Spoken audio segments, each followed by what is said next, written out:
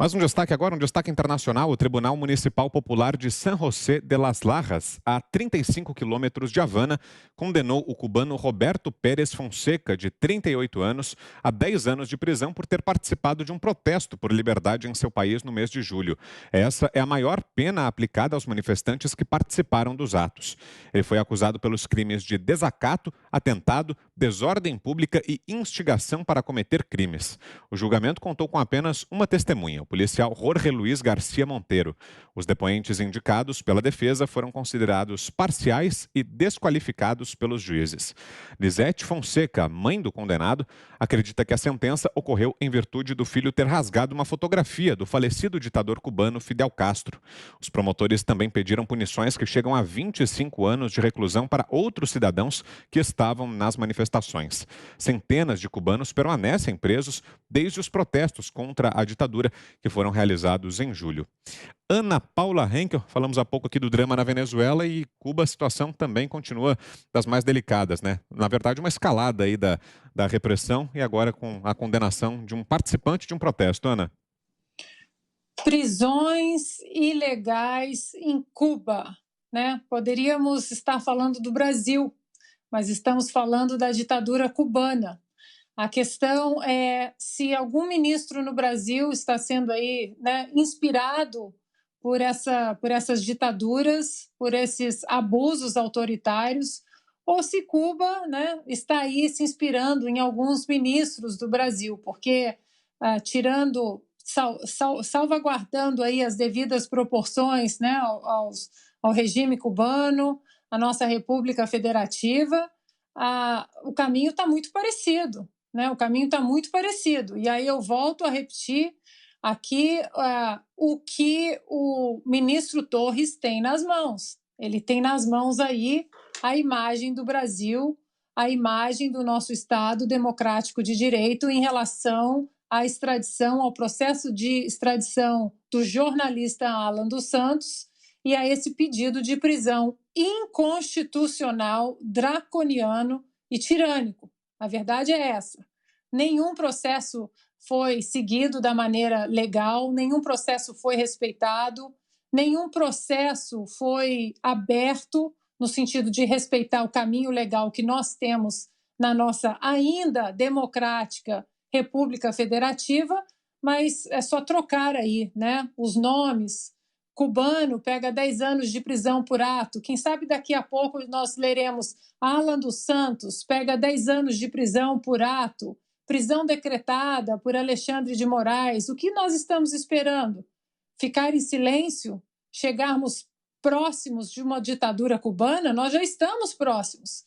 Né? Já dizia Rui Barbosa, a pior ditadura é a ditadura do judiciário, porque contra ela nós não temos muito, né, o que fazer.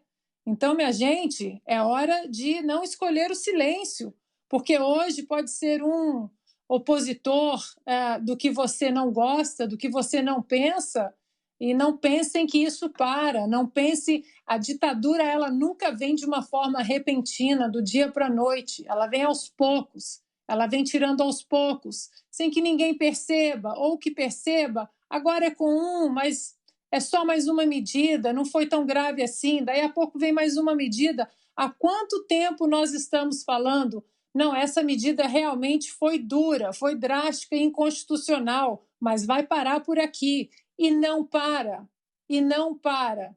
Então, eu deixo aqui o convite a todos os jornalistas, concordando com o Alan dos Santos ou não.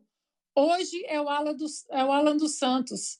Amanhã pode ser qualquer um de nós, porque uma ditadura do judiciário, sob uma ditadura do judiciário, nós já estamos vivendo e não vai parar. 2 minutos, Fiuza. É isso aí, são alegações fúteis, típicas de regimes autoritários, né? Todo regime autoritário, ele se fantasia de lógica, ele se fantasia de direito. Nós vimos agora o próprio Nicolás Maduro, o ditador solitário no cume da montanha, conversando com o cavalo, mas ele também tem alegações fúteis. Ele também se diz democrata. Acabou, saiu de moda o tirano encarnado, o tirano manifesto. Né?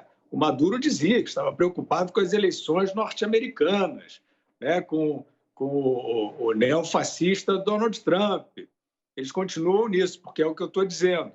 O grande lastro dessas tentações autoritárias, seja em Cuba, seja no Brasil, seja na Venezuela, é uma elite burguesa que vive em liberdade e quer clubes de poder para ela, né? Então, ela fica incensando esses, porque esses fazem o quê? Quebram as pernas da democracia.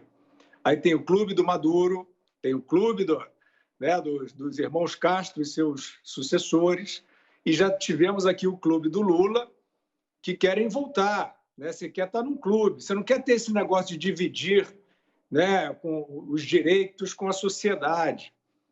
Mas você mente, você diz que você é pelo povo, você diz que você é bonzinho, e aí é que os rótulos enganam. Você se diz progressista, e aí o Facebook, o Instagram, o YouTube, progressista e tal. Tudo em função de um movimento antidemocrático, que é como ele tem que ser chamado. Vocês não são progressistas, vocês não são nada disso, vocês são antidemocráticos, né?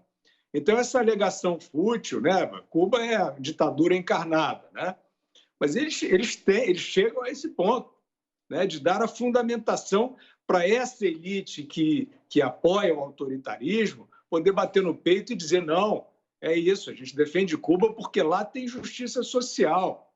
Eles não estão dizendo: não, é porque a gente é tirano mesmo, a gente prende e arrebenta e fim de papo. Eles não falam isso em lugar nenhum. Então, é a alegação fútil: olha, você feriu, o seu ato é antidemocrático. Imagina, em Cuba, né, o ato antidemocrático contra a ditadura, né? No Brasil acontece isso.